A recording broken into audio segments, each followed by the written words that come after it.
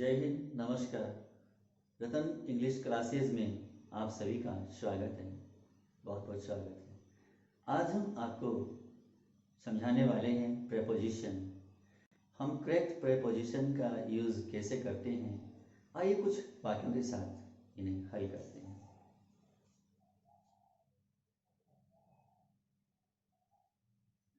Preposition जैसे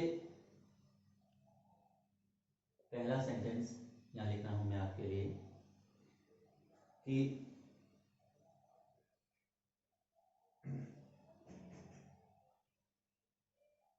he arrived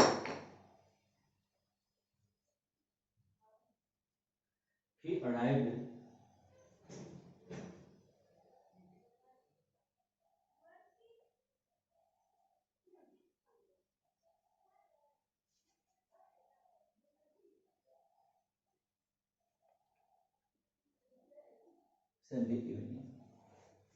He arrived blank Sunday evening.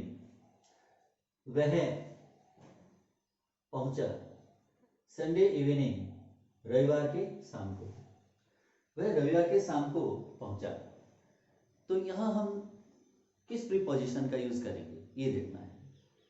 वह कब पहुंचा? अब रविवार को, इसमें क्या है, दिनों के नाम लिखे हुए हैं, दिनों का नाम है ये। तो दिनों के कोई भी नाम जब आ जाता है तो हम वहां ऑन का प्रयोग करते हैं। किसका? ऑन का।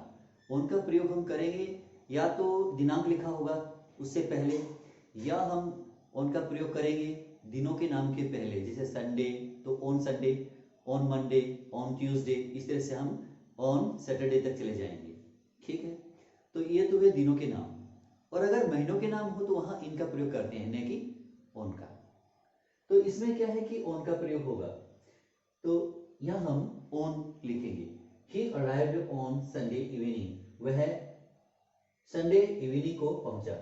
तो यहाँ क्या आएगा? ऑन। तो ये इसमें ऑन आ गया। अगर यहाँ संडे नहीं होता तो हम यहाँ इन दी इवनिंग कर देते, इन दी इवनिंग हो जाता। तो मौसम का नाम है, मौसम का जो बदला हुआ नाम है, जैसे इन दी इवनिंग, इन दी मॉर्निंग, ये हो गया। इन दी आफ्टरनून भी आप कर सकते हो। अगर आप नून लिखना चाहते हो तो एट नून करना पड़ेगा। ठीक है, इस तरह से। या एट सनसेट आप कर सकते हो, यानी सूर्यास्त के समय पर होता है ये, एट लगा सकते हो उस समय के लिए। इन दी इवनिंग करिए, इन दी नाइट कर सकते हो, या एट नाइट कर सकते हो। ठीक है, इस तरह से। तो यहाँ क्या होगा कि दिनांक के नाम से पहले हम ऑन का यूज करते हैं। ऑन के बहुत सारे यूजेज हैं, लेकिन फिलहाल इस वाक्य की हम अगर जहां तक बात करें तो इसमें आपका ऑन ही आएगा। बिल्कुल सही है। अगला सेंटेंस देखिए। अगला सेंटेंस है, जैसे अब अगर मैं यहां लिखूं सी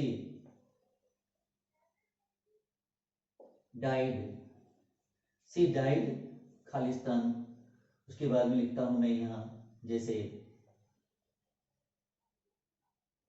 हार्ट अटैक,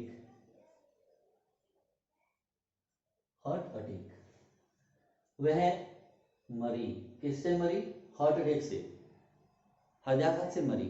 ठीक है, तो ऐसे में जब कोई व्यक्ति, ध्यान रखिएगा, जब कोई व्यक्ति किसी बीमारी से मरता है या हार्ट अटैक से मरता है, यानी कुछ तो हुआ है ना उसके शरीर में, उससे वो मरता है, तो हम किसका यूज करेंगे? डाइड के बाद में ऑफ का, ऑफ लगाइएगा। Of heart attack, of fever, of malaria. ठीक है ना, died of malaria, died of cancer, तो डाइड ऑफ निमोनिया, आप इस तरह से डाइड ऑफ मिजल्स। आप डाइड के बाद में ऑफ लगाइएगा और किसी भी रोग का नाम लिखिएगा आगे, किस वजह से उसकी मृत्यु हुई, तो ये बताने के लिए हमें डाइड के बाद में ऑफ का यूज करना पड़ता है। ये बिल्कुल सही है। देखिए इसके बाद, I like swimming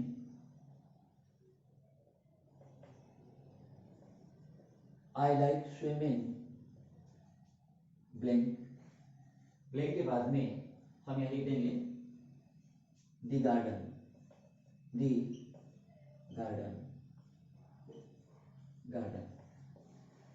I like swimming, मैं घूमना पसंद करता हूं। तो आई लाइक मैं पसंद करता हूं, तो ये तो हो गया मेन वर्ड, यानी फिनाइट वर्ड है ये। ठीक है, अब क्या है कि आगे ये क्या है, जेरन है, ये वैसे ऑब्जेक्ट है, इन्हें नाउन का काम करते हैं, ठीक है। तो आई लाइक, मैं पसंद करता हूँ, क्या करता हूँ, घूमना पसंद करता हूँ, यानी कि जेरन है, इसके अंत में हिंदी का अक्षर का अंत में समाप्त कहा हुआ ना, यानी घूमना, ना में खत्म हुआ तो ये जेरन है, ध्यान रखिएगा, ये नाउन का काम कर रहा है। तो आई लाइक स्विमिंग, मैं घूमना पसंद करता हूँ, कब, कहाँ करता हूँ, खालिस्तान देकर के उसके बाद में लिखा है दी गार्डन, यानी बगीचे में। तो आपको बगीचे में लिखने के लिए मैं घूमना पसंद करता हूँ बगीचे में, तो यहाँ इन का यूज होगा, किसका होगा, इन। क्यों होगा, क्योंकि बगीचा जो है चारों तरफ से घिरा हुआ है, घिरी हुई अवस्था में, जैसे मान लीजिए इन माई पॉकेट, मेरे जेब में, इन दी रूम, कमरे में, यानी कमरे के अंदर पहले से अगर कोई चीज है तो आप इनका प्रयोग कर सकते हैं, इन दी रूम कर सकते हैं, इन दी हॉल कर सकते हैं, ठीक है ना। तो इन दी हाउस कर सकते हैं। तो आप कोई भी चीज अगर मान लीजिए अंदर रखी हुई है, तो आप अब जैसे या अंदर होने की स्थिति में आप बताना चाहते हैं, तो इन दी गार्डन हो जाएगा, इसमें इन दी गार्डन। तो यहाँ क्या होगा, इन लगाइएगा, ये हो गया इन। इन करने के बाद में गार्डन कर सकते हैं, किसके अंदर, यानी कि इन दी गार्डन, बगीचे में, ये हो। लिखते हैं आगे, आगे लिखिएगा इसमें कि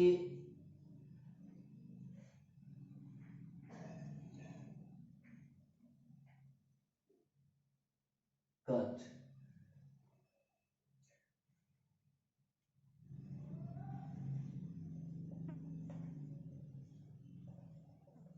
दी एप्पल, सेब को काटो,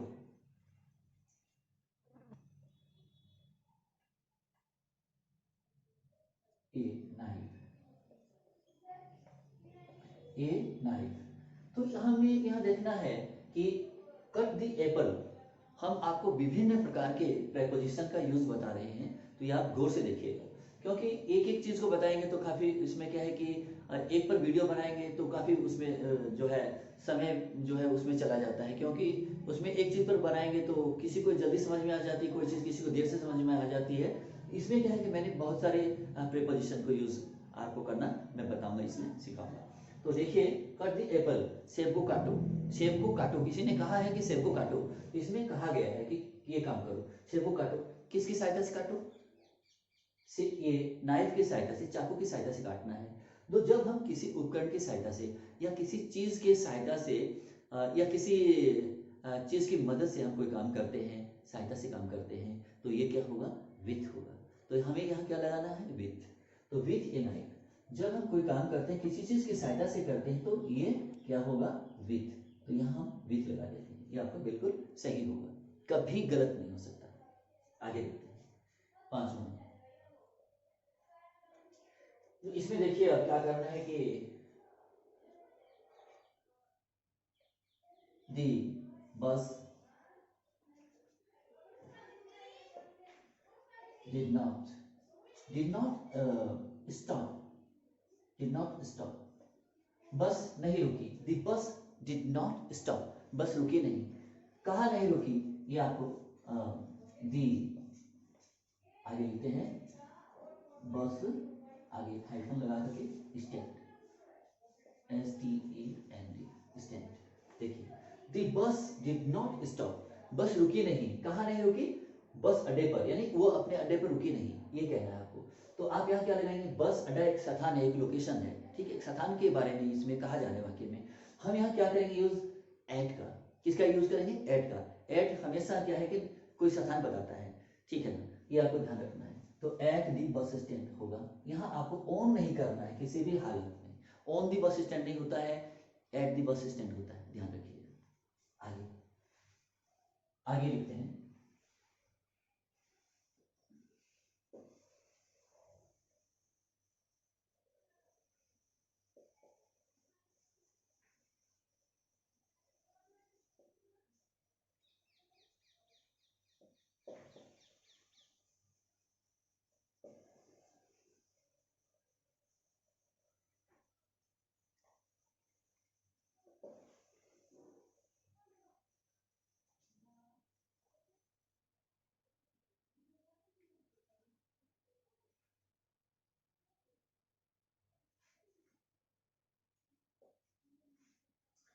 इसमें अब हम लिखते हैं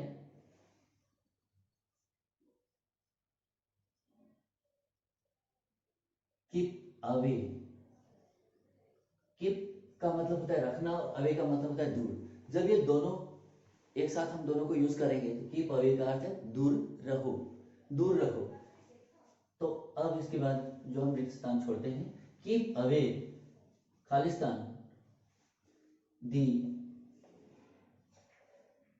MACHINE मशीन, मशीन से दूर रहो। while it is moving, जब वह चल रही होती है, यानी कि चल रही है, जब कोई मशीन चल रही है उस मशीन से दूर रहो। तो किसी चीज से दूरी बनाए रखना, किसी चीज से हमें दूर रहना है तो हमें क्या करना है, फ्रॉम का यूज करना है। जैसे मान लीजिए कीप अवे फ्रॉम या एब्सटेन फ्रॉम, ठीक है ना। तो किसी चीज से दूर रहना है तो हमें क्या करना है, फ्रॉम का यूज। तो यहाँ हम ये फ्रॉम कर रहे हैं, फ्रॉम, ये आपका बिल्कुल सही है। फ्रॉम यानी keep away from, away from यानी आप जैसे मान लीजिए अवे के तुरंत वैसे भी समझ में आ जाता है फ्रॉम ही आना है, वैसे भी आप बिल्कुल समझ पाएंगे, बिल्कुल सरल है। इसके बाद देखिएगा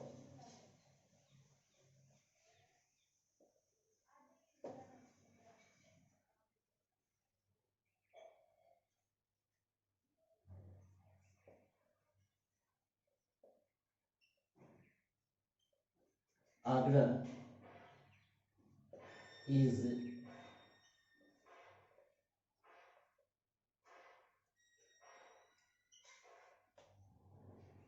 इज नॉन खालिस्तान दी ताजमहल, ये सेंटेंस।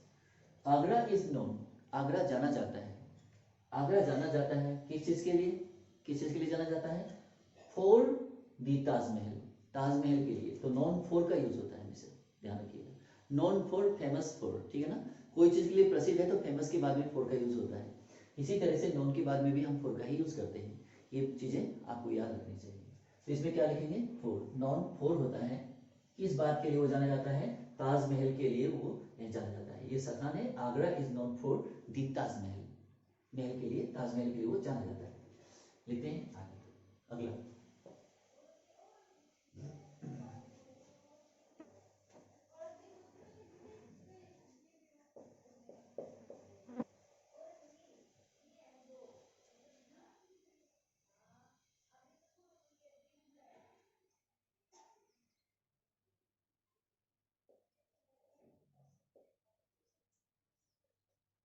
ही लिव्स, वह रहता है। ही भी,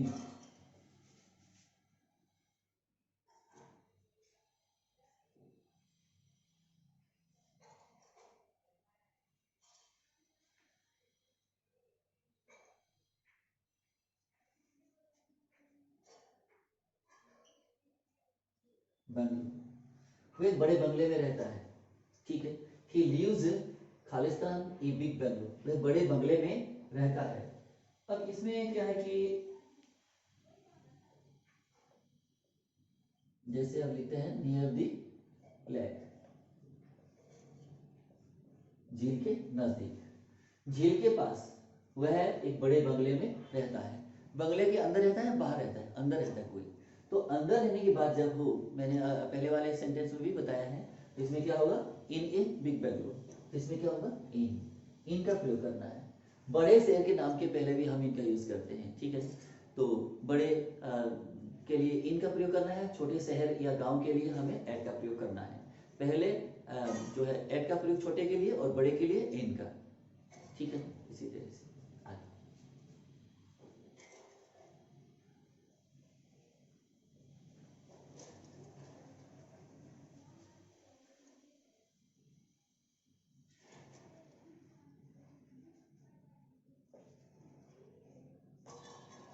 the work must be finished, the work must be finished the end of the end of the end of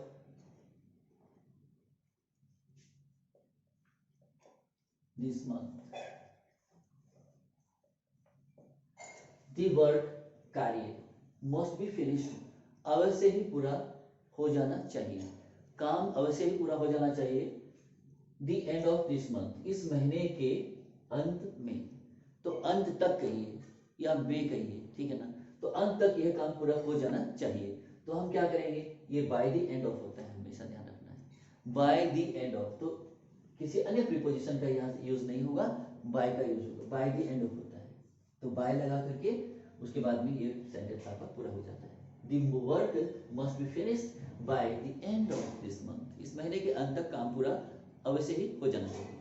इसका देखिए,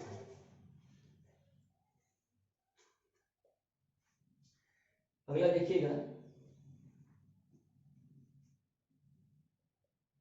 अगर हम लिखते हैं सीता इज गुड, सीता अच्छी है, सीता इज गुड, सीता अच्छी है, किसमें अच्छी है, जैसे मान लीजिए वो इंग्लिश में अच्छी है, तो यहाँ क्या करेंगे, इंग्लिश लिख देंगे, इंग्लिश लिख दिया, सीता इंग्लिश में अच्छी है।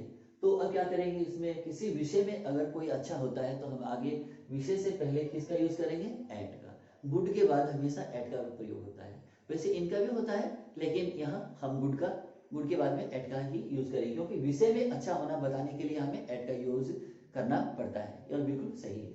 तो यहाँ हम एट लिख रहे हैं, एट इंग्लिश।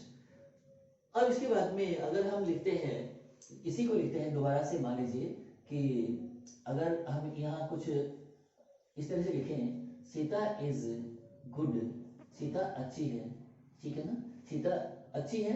अब एट लगाने के बाद में अगर हम यहाँ लर्निंग करते हैं, LEARNING, लर्निंग इंग्लिश करते हैं मान लीजिए, ठीक है ना, अंग्रेजी सीखने में वो अच्छी है, तो इसमें क्या करेंगे, Sita is good learning English. तो यहाँ अगर मान लीजिए ब्लैंक दिया हो, खालिस्तान दिया गया हो, जैसे सब्जेक्ट के पहले एट हमने किया, अगर सब्जेक्ट के पहले लर्निंग दिया है तो भी आप यहाँ गुड के बाद में एट ही करेंगे, एट बिल्कुल सही होगा।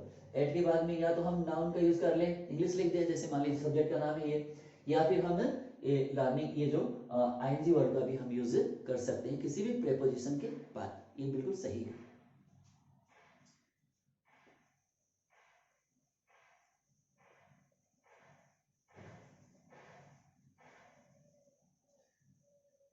इसके बाद में हम अगला सेंटेंस नोट कर रहे हैं,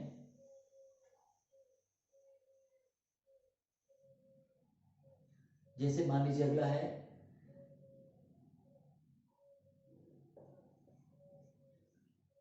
द मास्टर मीन्स मालिक, master is very, the master is very cruel, cruel Khalistan करके हिज सर्वेंट कर दीजिए, सर्वेंट्स, मालिक अपने नौकरों के प्रति, यहाँ प्रति के लिए हमें कुछ लगाना होगा तभी प्रति बनेगा, तो अपने नौकरों के प्रति मालिक जो है बहुत ही क्रूर है, निर्दयी है, क्रूअल है, वो रुथलेस है।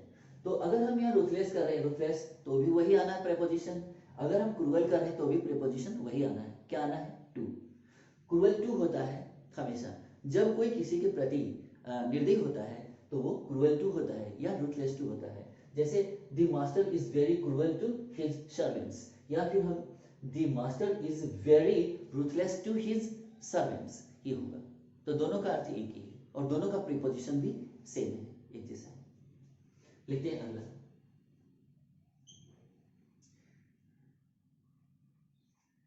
You can get, you can get A taxi, आप टैक्सी ले सकते हैं, प्राप्त कर सकते हैं, आपको टैक्सी मिल सकती है, you can get A taxi, विस्तार देने के बाद में दी स्टेशन कर दीजिए, दी स्टेशन। जैसे अब यहाँ लिखा है you can get A taxi, आपको टैक्सी मिल सकती है, आप टैक्सी प्राप्त कर सकते हैं, टैक्सी आप ले सकते हैं, कहाँ से? दी स्टेशन, स्टेशन से, स्टेशन पर से ही आपको टैक्सी मिल सकती है, ये बात है इसमें। तो स्टेशन पर से, तो वहां से ही आपको ये चीज संभव हो सकती है। तो यहाँ एट द स्टेशन नहीं करना है, फ्रॉम दी स्टेशन करना है। क्या करना है? फ्रॉम, यानी आपको वो चीज वहीं से मिल सकती है ना, वहीं से। तो आप क्या करेंगे? फ्रॉम। तो अभी आप फ्रॉम में देख रहे हैं इसको। You can get A taxi from the station, you can get A taxi from the bus stand, you can get A taxi from the airport.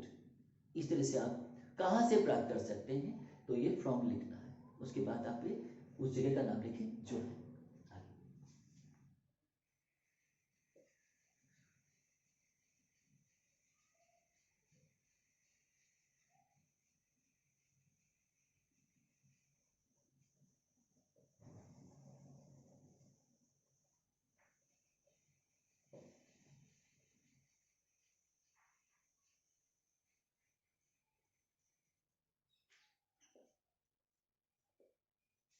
He is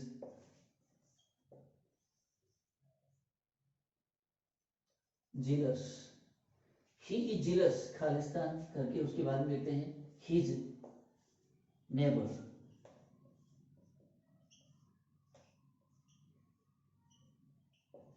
he is jealous, वह ईर्ष्या करता है, जलता है, किससे? his neighbor, अपने पड़ोसी से। तो जब जीलस आता है यहाँ, ये एनवियस आता है, तो ये क्या प्रीपोजिशन लेगा? ऑफ। क्या लेगा? जीलस ऑफ होता है या एनवियस ऑफ होता है, दोनों का अर्थ एक है। तो एनवियस ऑफ या जीलस ऑफ। एनवियस ऑफ का मतलब है से जलना, और जीलस ऑफ का मतलब भी जलना है, से जलना। तो यहाँ हमें ऑफ लिखना होगा, जीलस ऑफ। तो he is jealous of his neighbor, he is envious of his neighbor, दोनों सही है, दोनों बिल्कुल सही है। आगे बढ़ते हैं।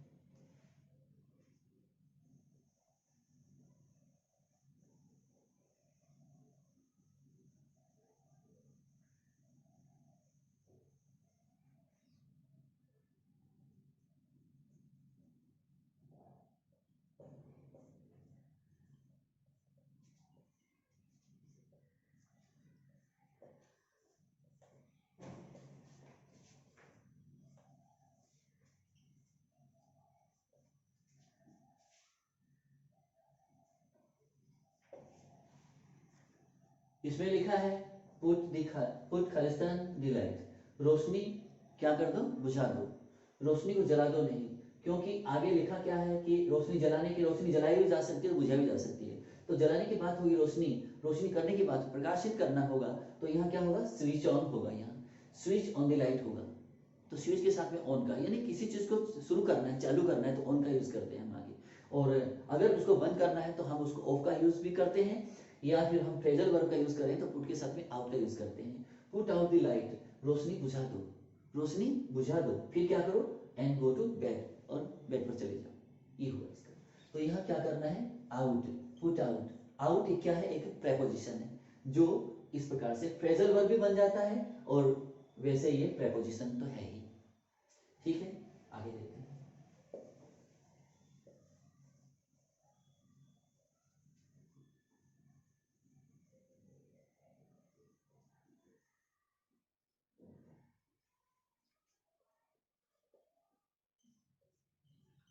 दी बुक, पुस्तक, दी table, the table, the table is mine, पुस्तक, वह पुस्तक जो मेज पर पड़ी है मेरी है। दी बुक, इसमें खालिस्तान दिया गया है, दी टेबल इज माइन, पुस्तक कौन सी? जो मेज पर है, यानी पुस्तक का मेज का संबंध है। अब इसमें हम क्या करेंगे? ऑन करेंगे। ऑन क्यों करेंगे? अब ऑन क्यों नहीं करेंगे, ये भी बात है इसमें। ऑन क्यों करेंगे? ऑन किसी स्थिरता पूर्वक कोई वस्तु किसी चीज के ऊपर पड़ी रहती है, यानी स्थिरता, उसमें कोई गति नहीं है, उसमें कोई हलचल नहीं है, उसमें मूवमेंट है ही नहीं, तभी हम ऑन का यूज करेंगे। कोई वस्तु है मेज के ऊपर रख दी, वो तब तक वहां रहेगी जब तक कोई उसको उठाए नहीं। ठीक है, तो हम ये ऑन का यूज करेंगे, यानी ये वस्तु इसके ऊपर है, तो फिर इज माइन वो मेरी है, इसमें लिखा गया है। तो आप क्या करेंगे, ऑन का यूज करेंगे। जैसे मान लीजिए एक चेयर है और उसके न तो हथे लगे हैं न ही उसकी पीठ है, तो बिना पीठ वाली कुर्सी है, बिना हथे वाली कुर्सी है और आप उसके ऊपर बैठते हैं, तो क्या करेंगे, on the chair, on the chair हो जाएगा। अगर आप पीठ है पीछे लगी हुई और कुर्सी के और उस पर हथे भी है लगे हुए, तो आप क्या करेंगे, इन दी चेयर करेंगे। अगर मान लीजिए पक्षी है, पेड़ पर है, वो पेड़ पर है, आप ये सोचते होंगे कि ऑन दी ट्री कर देंगे, ऐसा नहीं होगा। क्यों नहीं होगा, इन दी ट्री करना होगा, क्योंकि वो पेड़ों के ऊपर पत्तों पर नहीं बैठी है पक्षी, पक्षी जो है वो टहनियों पर अंदर बैठते हैं, घेरे के अंदर बैठते हैं, तो ये क्या हुआ, इन दी ट्री। ये ध्यान रखना है, कितना फर्क आता है चीजों में, ये आपको बिल्कुल समझना है। आगे देखते हैं।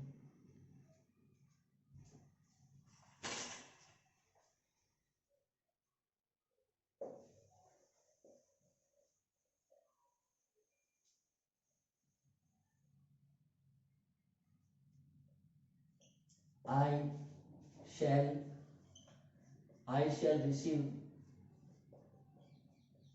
I shall receive you, Khalistan छोड़ दिया, दी स्टेशन। इसमें क्या होगा कि आई शैल रिसीव यू, मैं आपको रिसीव करूंगा, कहाँ, एट द स्टेशन, ठीक है, स्टेशन पर रिसीव करूंगा। तो ये लोकेशन बताया गया, स्टेशन एक जगह है, एक स्थान है, और वहां के लिए स्टेशन पर से नहीं, स्टेशन पर ही मैं आपको रिसीव करूंगा। यानी कि कहते हैं कि रिसीव करने के लिए वो गया है, कहाँ गया है, स्टेशन पर गया है, एयरपोर्ट पर गया है। तो रिसीव करने के लिए जब हम स्टेशन पर जाते हैं तो ये एट का ही हम यहाँ यूज करेंगे, एट द स्टेशन होगा, ठीक है ना। तो ये है हो गया। देखते हैं आगे, एट का यूज करना है, एट का मतलब है क्यों, लोकेशन आप बताना चाहते हैं, ये ध्यान रखना है। अगला है इसमें, जैसे मान लीजिए अगर मैं लिखता हूं, ये अगला सेंटेंस है, आई राइट, आई, जैसे मान लीजिए रॉट लिख लेते हैं, रॉट, पास्ट इंडेफिनिट में लिख लेते हैं ये वाक्य। जैसे आई रॉट, मान लीजिए a letter, a letter, I wrote a letter,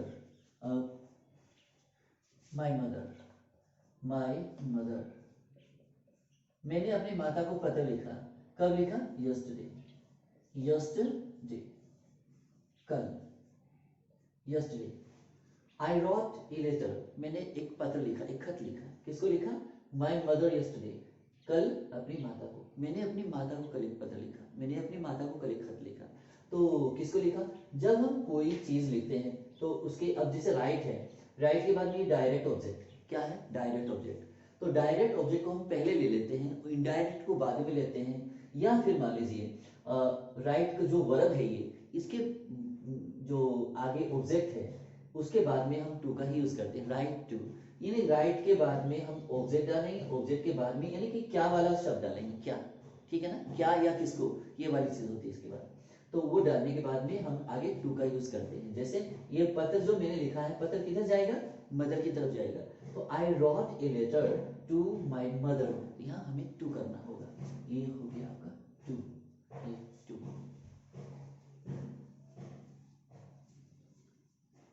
इसमें टू का यूज होगा।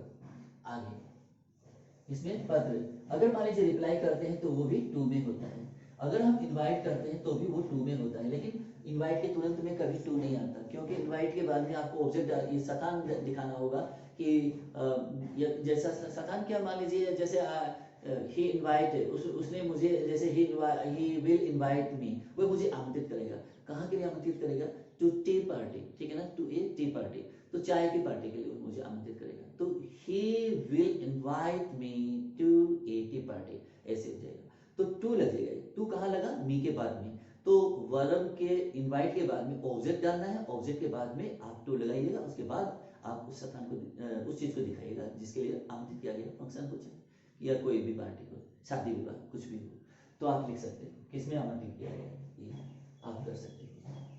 अगला देखना, जैसे अगला जो, मान लीजिए मैं यह लिखने वाला हूं, जैसे अब ये वाक्य है,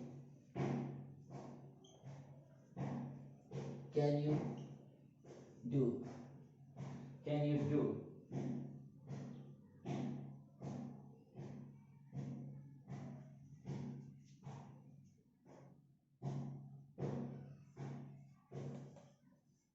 something, can you do something, एक स्थान छोड़ के उसके बाद लिखते हैं मी। ये प्रश्नवाचक इंट्रोगेटिव सेंटेंस है। कैन कैन क्या एक मॉडल है। कैन यू डू समथिंग, क्या आप कुछ कर सकते हैं, मी मेरे लिए, क्या आप मेरे लिए कुछ कर सकते हैं, तो मेरे लिए, तो यहाँ आप साफ समझ सकते हैं फॉर का यूज होगा, किसका, फॉर का, तो यहाँ हम फॉर लिख देते हैं, for me. Can you do something for me, क्या आप मेरे लिए कुछ कर सकते हैं, ये बिल्कुल आपका सही होगा। उसके बाद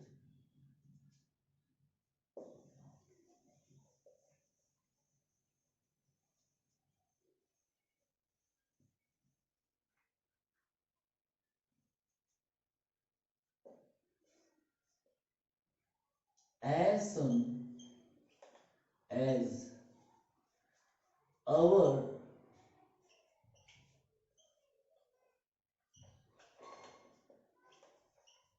examination is,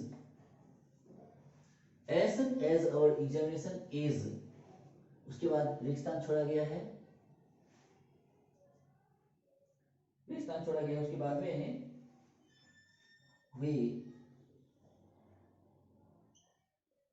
we shall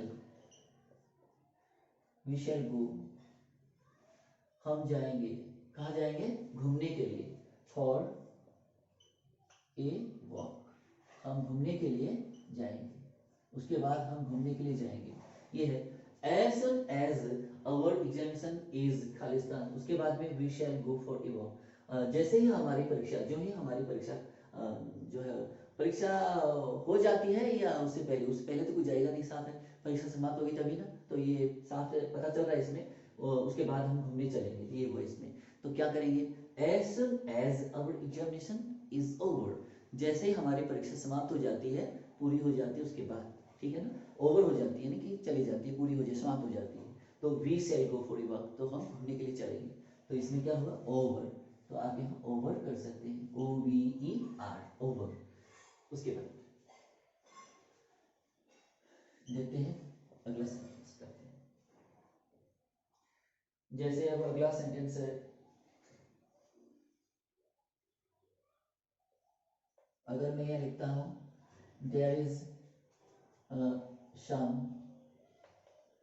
is some tea, क्योंकि टी है, टी के पहले हमने क्या लगाया है, डिटरमिनेंट सम का यूज किया, सम क्या है, अब जैसे मान लीजिए सम कर दिया यहाँ, तो सम के बाद में हम काउंटेबल चीज भी लिख सकते हैं, अनकाउंटेबल नाउन को भी लिख सकते हैं, सम तो दोनों में जाता है, ये काउंटेबल अनकाउंटेबल दोनों के लिए होता है, लेकिन ये एडिसिव है, ये इंडेफिनेट है, इसमें ये पता नहीं कि कितना संख्या है या कितनी मात्रा है, ये नहीं बताया जा सकता, कुछ ये कुछ को ही बताता है, तो देयर इज सम टी, उसके बाद स्थान छोड़ दीजिएगा, और देखिए दी पॉट, पॉट का मतलब क्या होता है, बर्तन, बर्तन में कुछ चाय है, तो बर्तन के बाहर है या अंदर है, अंदर है ना, तो क्या लगाएंगे, इन लगाएंगे, इन दी पॉट हो जाएगा, ये हो गया आपका इन दी पॉट। आगे देखिए अगला, जैसे मान लीजिए अगर हम लिखते हैं he is the way to his home, way to his home, he is, उसके बाद लिखिए the way to his home, वह अपने घर के रास्ते पर, वह अपने घर के रास्ते पर, ठीक है ना, वह अपने घर के रास्ते पर है, अर्थात वह घर जा रहा है, ये मतलब है इसका, यानी वह अपने घर के रास्ते पर है, तो यहाँ आप कौन सा प्रीपोजिशन यूज करेंगे, ऑन द वे, यानी रास्ते पर है ना, तो ऑन करना होगा, तो he is on the way to his home, ये हो गया इसका।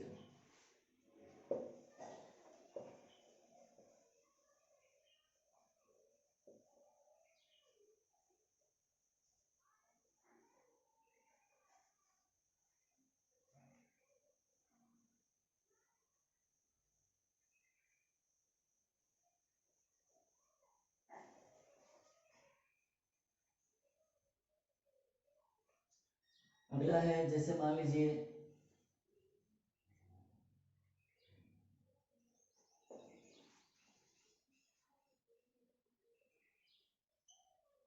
प्लीज पे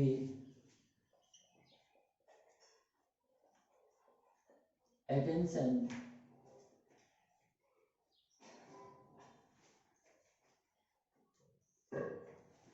जैसे प्लीज पे अटेंशन,